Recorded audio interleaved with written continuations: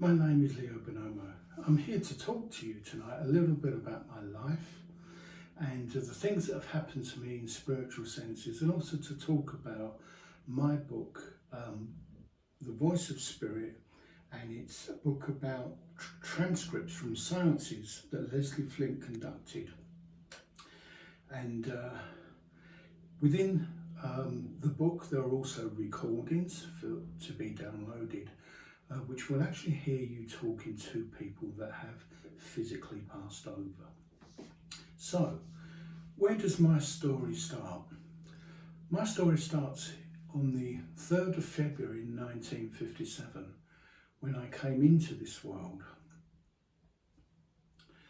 I would say that for the first year or so, I wasn't a happy child, from the point of view that I knew I had returned. I knew that I'd come here for something. And to be quite honest, I wasn't very happy that I was back in this place that we call Earth.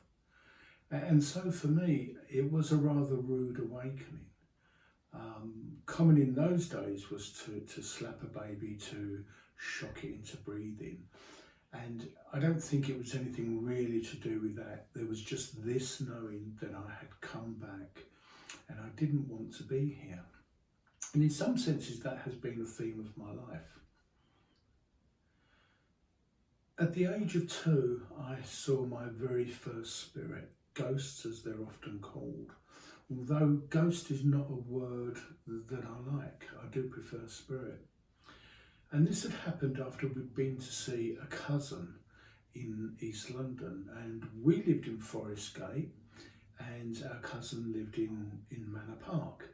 And so we'd gone to see him, and this young man was a red-headed young man called Pip, and we had been around to share an evening with Pip and his family.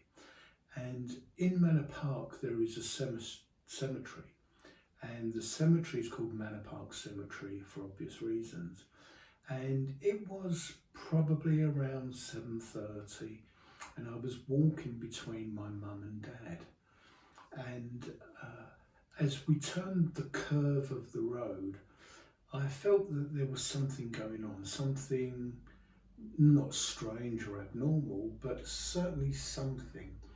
And I turned round, and as I looked over my shoulder, I could see a very fine mist gathering just above the pavement, and this mist formed, became denser, and formed into a gentleman. And the gentleman was lying horizontal and tipped up to a standing position on the pavement. And it wasn't something that I thought was strange, and that may sound strange to a lot of people. It was something I accepted because I knew even at that age I had come back, wasn't too happy in having a task to come back to. So that itself wasn't strange. And I was staring at him, and my dad asked, is there something wrong? And I said, there's a funny man behind us. And so we all turned back. They couldn't see anything, I couldn't see anything. And I thought that was a bit strange. And then I took another peek over my shoulder, and there he was again. And this happened several times. Now, the thing that was strange to me was that the gentleman, I found out many years later, was wearing Victorian clothing with a top hat. And that was the only thing that seemed odd to me. The gentleman materialising and standing on the pavement didn't faze me at all. And so that was Spirit's very first successful attempt at kind of waking that dormant connection that I have with Spirit. And it was sometime later, probably a few months, possibly a year, when I began to experience more and more. So I was beginning to see more physically, but the initiation, the awakening, if you like, of those gifts we call extrasensory perception, psychic ability, which incidentally we all have, were awakened. So there was a knowing, there was an understanding that, okay, perhaps I'm not as far from home in whatever sense I may have imagined than I was, that actually home or something close to it was nearby. And so that was a comfort. But after that, I began to see spirit very solidly, same as I did at that time when I first saw spirit. And I began to have conversations with spirit. And so they were gently teasing out of me, or teasing and giving me information in lots of different ways. And so I became very familiar with spirit and very familiar with their presence. And it was a comfort. And as they would with a young child, they would entertain you, play games. And so my childhood was one very much of absolute wonder, amazement, and that loving connection to spirit. So from that point of view, a very loving experience. And I began to see more and more. And my other recollections were from about the age of 5 or 6, when there was a strong connection, I wouldn't say constant, but a strong connection to spirit. And so spirit began to teach me. And I remember, if we go back a little bit, age maybe 2 or 3, because the family were Catholic, and we went to church every Sunday rigorously. And you know, when you're looking in the early 60s, there wasn't really accommodation for children. They didn't have children's services as such.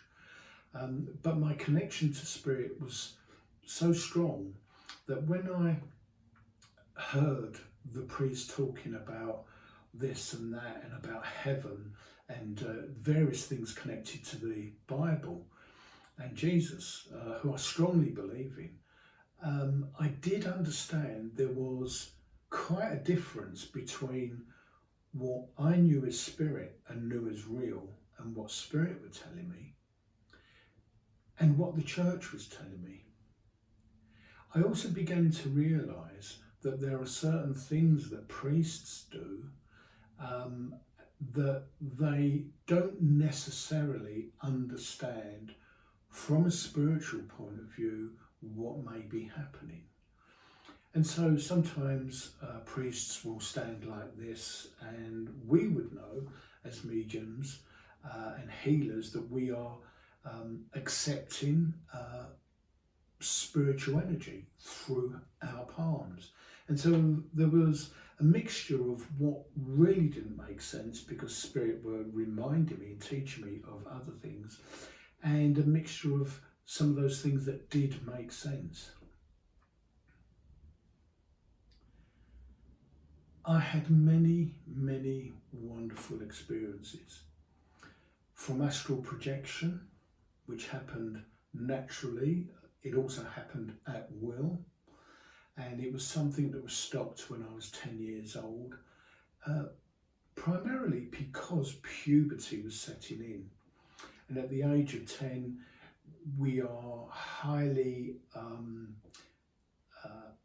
can be highly emotional, very sensitized in an earth sense, and you know, the hormones are raging and going mad, and so there was a withdrawal, and that stopped for a number of years. But up to that, I was constantly in contact with spirit. I would be woken up at night.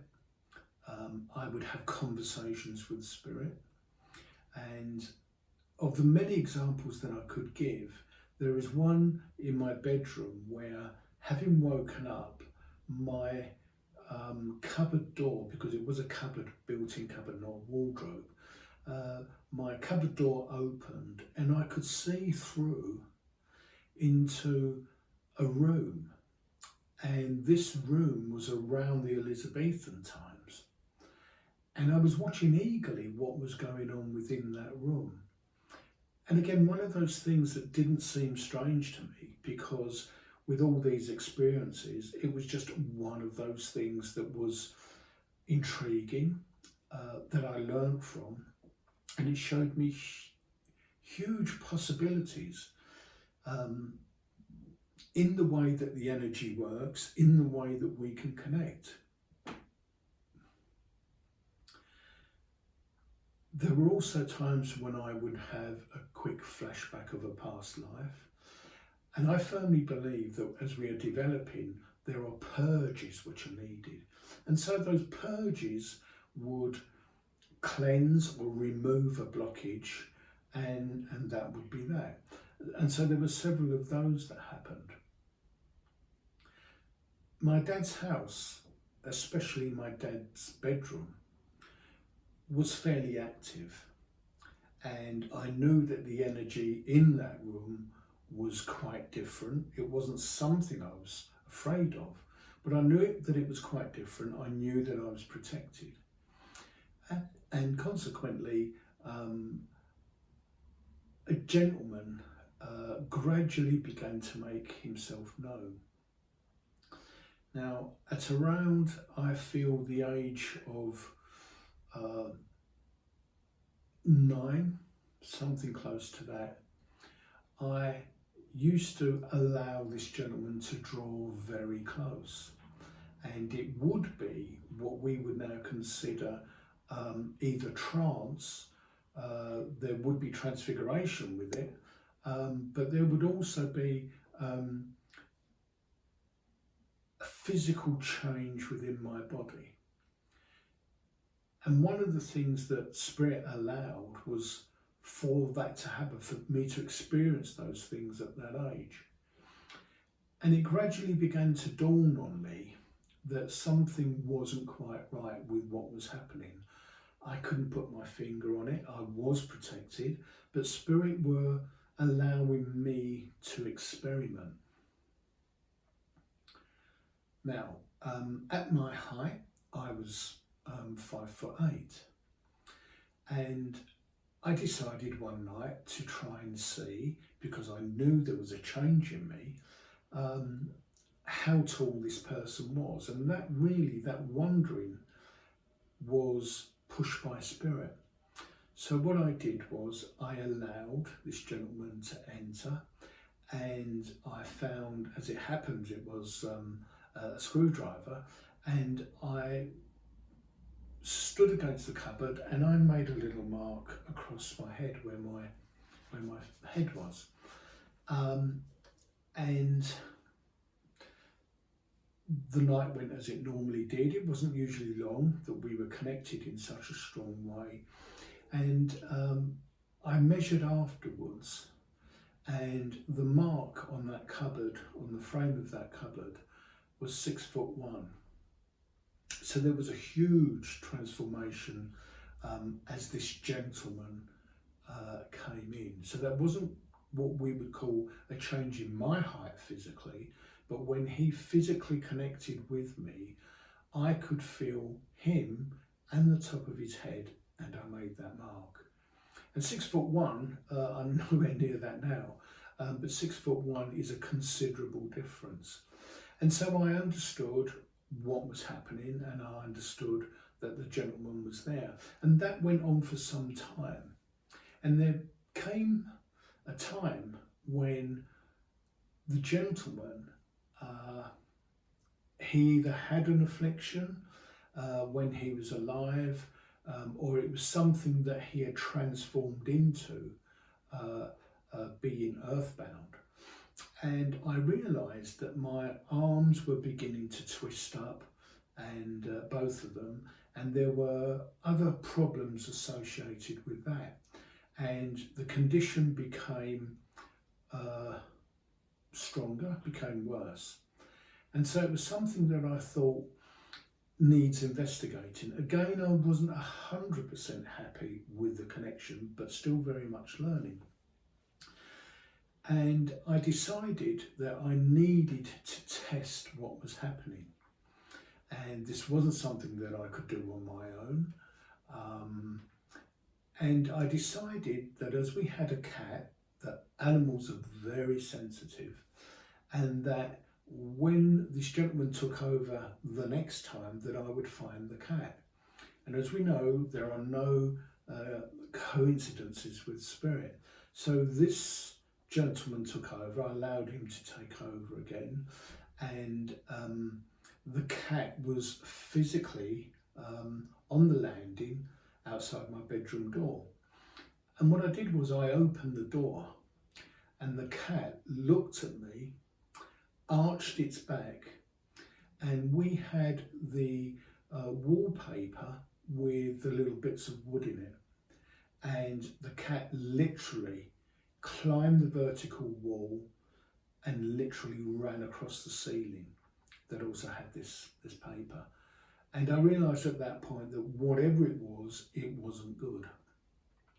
And so I ejected the gentleman, and it was a huge lesson for me. Spirit then taught me at that point how to properly protect myself. And protection when you're beginning mediumship and you're beginning to develop is so important. It's so important. And that was, I suppose, in a way, my first major understanding that not everything we come into contact with is human or is nice. And don't let that first statement of is not human put you off at all, because angels are not human, elementals are not human. So there are different forms, and angels have never been human at all, neither have elementals. So, you know, there is that softer side, if you like. But I learned that. I also, at the age of 8, went to bed, become very, very unwell. I was distressed. I was so ill, and I lay there for hours, and I was so ill that I couldn't cry out. And as I lay there, I decided, what do I do? And I decided that I would go to sleep and pass away. For me, it was a very calming decision. I knew I'd come here from somewhere, and I knew that I was merely returning home to that beautiful place most people call heaven. And so that fact didn't bother me at all. So I went to sleep. Obviously, I survived. But it was one of those experiences that Spirit brought to me to perhaps not test whether I believed, but more to reinforce that passing is natural. It is something that happens to people all the time, and it is nothing whatsoever to be afraid of. And so that experience of accepting death, of going to sleep and fully expecting to wake up in the new world, in the real life, that it was a decision that I took very calmly. I used to astral project at will, as I mentioned, and that is something that once you are out of your body, you know without fail that we don't need a body. We don't need this vehicle except in connection with this place called Earth. And once you're out of your body and you have that freedom, and there are so many experiences on all levels, it is a very different feeling. But once you're out of your body and you know that you are, and you can perhaps see your body lying there if you're hovering above it or close to it, you understand that there is, in that sense again, no need for the body. And when you've been out of it, that also helps to reinforce that knowing that when we get to that point of passing, that we eject in the same way. It's a similar process. And as I said, coming up to about 10 and puberty, the onset of puberty, it suddenly stopped. And the way that it stopped was very interesting. We had a brilliant English teacher, and he was reading a book about the boy that could fly. And in my innocence, I thought, this is brilliant, this is something I know about, and settled down to enjoy the story that he was reading. And it was his remark at the end of that which said something like, well, that was a bit stupid, wasn't it? It brought home to me at that particular point that perhaps astral projection wasn't normal, that what I was experiencing wasn't normal, and it had the effect immediately of slamming me shut, of closing me down. Now, remarks like that tend not to be made in the classroom. It is not generally part of the lesson, especially nowadays. So that was something spirit inspired, and it closed me down so that I remained closed until I could open again naturally and reconnect with spirit. I've had experiences of astral projection, and one of the techniques that I used was of lying horizontally and almost flipping out of my body. And it became a technique that worked for me. And it was wonderful. I used to call it flying. It was wonderful to fly and to visit all kinds of places. And so that is some of my experiences when I was quite young.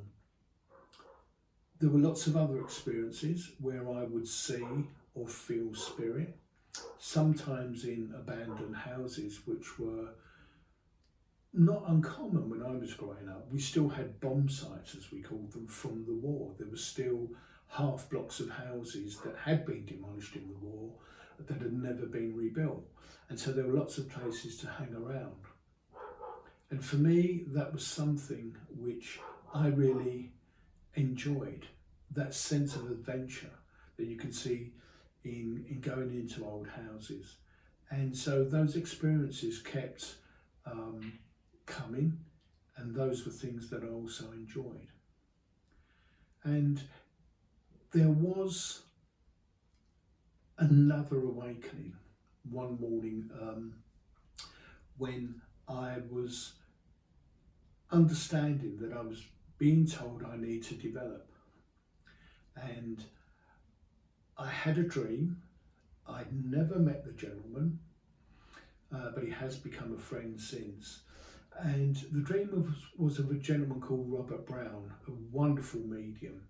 And he came to me and he said, you need to develop. You need to expand your gift, and you need to develop. And you need to go to the Spiritualist Association of Great Britain, the SAGB. Never heard of them. He said, I need to ask for a lady called Jerry March.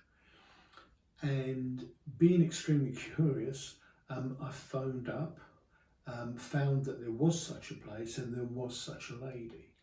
Long story short, I began to develop there, and I spent 8 years, just over, training. And I feel that training is something that we all need, whatever we would consider our gifts to be. And part of the reason may not be obvious to you. We need training because whatever our gifts, we need common sense. We need to be able to speak to people on various levels. And that became part of the training. It is something that is sadly lacking now. And so you do get mediums that say the wrong things or unaware of ways in which to approach a subject. And that to me is quite sad. As I've gone forward and learned, I have learned a tremendous amount, but a spirit always remind me when they bring something new to me, and I learn something every day, I realise in fact how little I know, and it's a sobering thought, and it does keep me grounded, and so it should. So those are some of my experiences.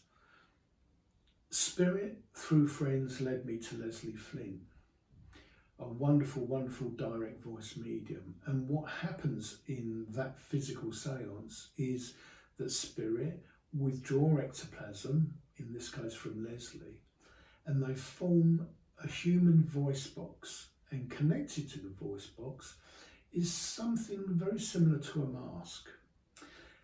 And what people do in spirit is they press their face into the mask, and if they're not experienced, it does feel to them as though they're suffocating. But they press their face into the mask and they transmit their thoughts into the mask and voice box, and the sounds are heard audibly. It is a wonderful process. There are direct voice mediums in the world, but certainly during his time, and when you buy the book and support the book and contribute to the book, and you hear those recordings, if you've not heard them, they are amazing. And so that was my first introduction to Leslie Flint. I only sat with him once, that was all that was needed, because Mickey, his guide, began to tell me about things that I should do but could not give me detailed information. And the reason for that is they cannot take away free will, and it's something that is so important to understand and acknowledge. And it was many years after that, and listening to Leslie Flint and the recordings, that Spirit prompted me to get the book done and the recordings. And so this book has been produced. It will be coming out towards the end of this year. I'm very sure in time for Christmas.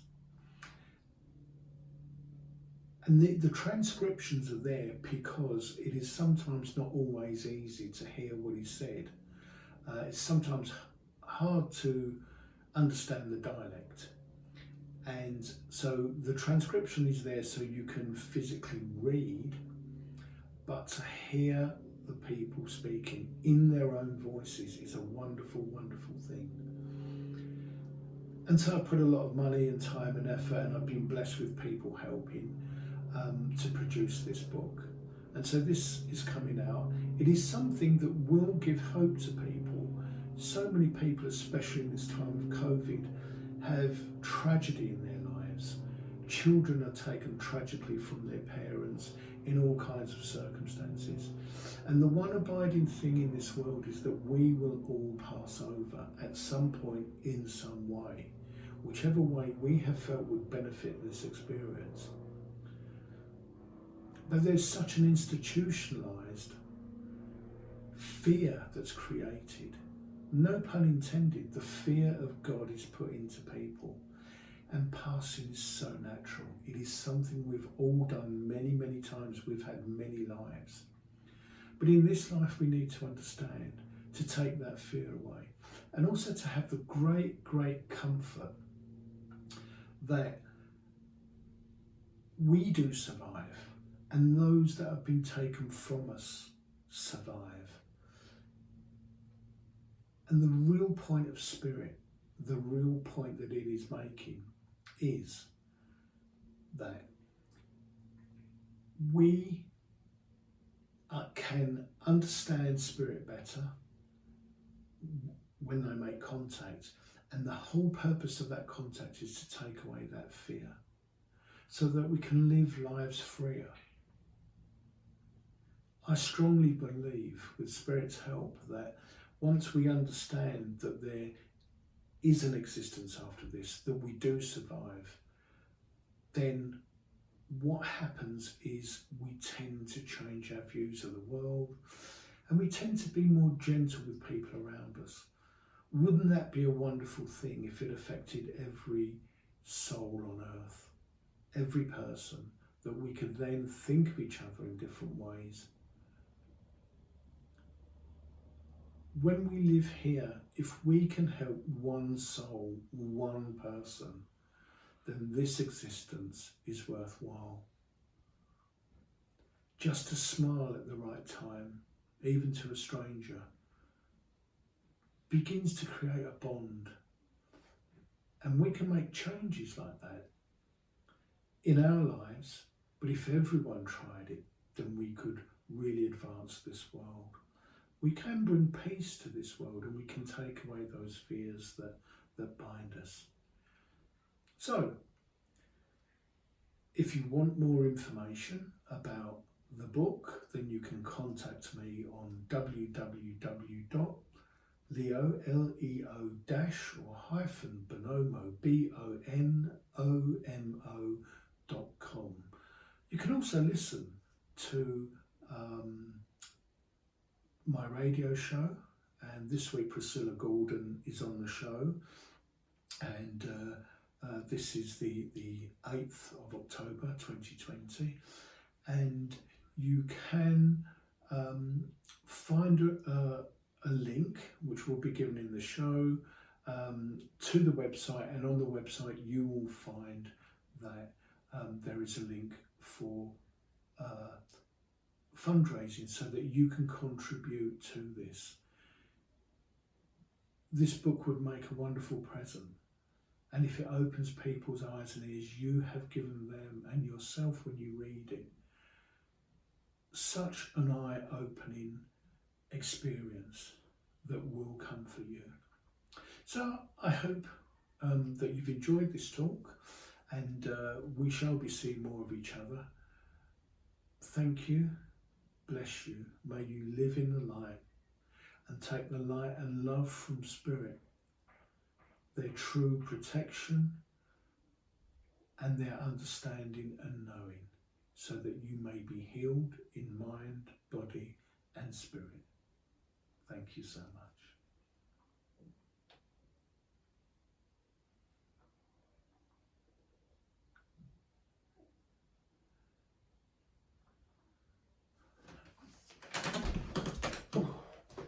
U cantona.